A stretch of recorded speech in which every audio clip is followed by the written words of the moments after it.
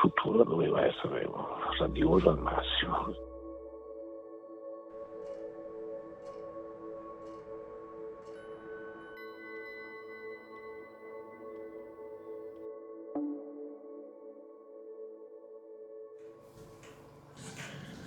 È il tempo che fa i mestieri, dicono sempre.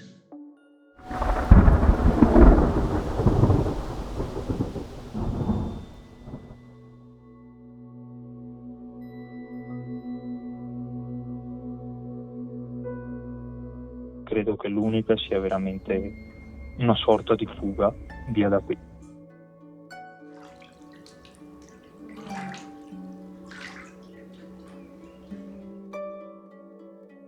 Insomma, un po' alla volta dovrò imparare ad accettare che sono così e basta.